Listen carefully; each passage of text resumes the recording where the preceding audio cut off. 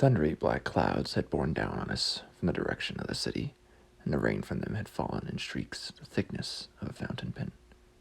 Hello and welcome to Liam's Lyceum. I'm your host, Liam, aka Himvar, and today I'll be doing a spoiler-free review of Masuji Ibuse's Black Rain. Black Rain is a 1965 novel that was originally serialized starting in January of that year in the magazine called Shincho. This is a rather famous, I'd say, a novel by Ibuse, and it is, well, on the cover actually described as a piece of art by C.P. Snow, and is really akin to a documentary novel. It avoids all emotional, political considerations, all tendency to blame or to moralize, and refrains from bludgeoning the senses into apathy with an unvaried repetition of horrors, according to John Bester, who is the translator. Chapter 1 starts by telling us of Yasuko, who was in the vicinity of Hiroshima when the bomb fell. We immediately get a certain cultured sense of decorum and Ibuse's humor as well. This is contrasted with the discrimination of survivors that fellow Japanese silently put them through, and the emotion of survival out of great death dealing.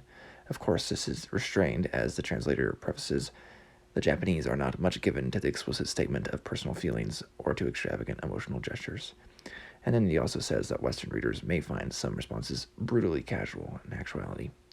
As a result of Yasuko's whereabouts on August 6, 1945, she's not married, and it seems she never will be, even though the rumors are false, apparently, right, but not without merit.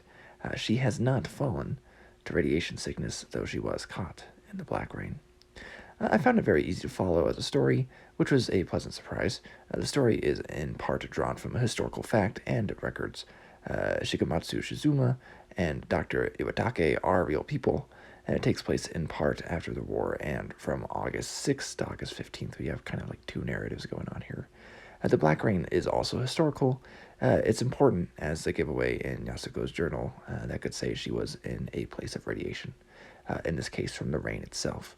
It is part of the fallout, and the rain is full of ash, radiation, and water, of course, and it was almost like tar and burned some that were caught in it. But with these atrocities and horrors, there are other moments of admiring the nobility of, things like the kabonashi tree, or the small white flower clinging to a rock as the bomb exploded. We have pumpkins, there's a shrine on a hill, right? And so there's, to each black rain, maybe there is a white rainbow. And this back and forth of mundane life, after and even during the war, with the immediate happenings of the bomb, make this rather plotless, even though we have those two going on, and that's fine.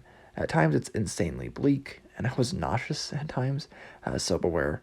At other times it could be boring, right? But felt almost romantic, poetic, really, as, millennia of poets have tried to capture the beauty of the world. It's done really well here, like I said, with kind of in a sense of understatement. I'm of course reminded some of stuff like Giacometti's Walking Man, but there's no hubris, I imagine, in the step, only the need to continue, because what other option is there? It's the most basic pride of humanity, survive, keep going. And because of the acknowledgement of beauty, the enjoying of it, which may be, from the popular Zen Buddhism of the country, but likely also from Shinto, we don't have to ask, right, as T.S. Eliot did, where is the life we've lost in living? It hasn't been lost, even though many died, and we get to see some of these individuals as people rather than some alienating statistic. The novel itself is rather sublime. It's beautiful and terrible at once. It holds the realism describing the atrocity without telling you how to feel about it. Same with everyday things. Mundane things still matter. It reminded me some of Bradbury's There Will Come Soft Rains, but different and stoic and political in a Japanese way. Maybe you should read it if you haven't. I very much enjoyed it, and it was actually the first book I finished in 2024. Anyways, Liam from Liam's Lyceum. I will catch you next time.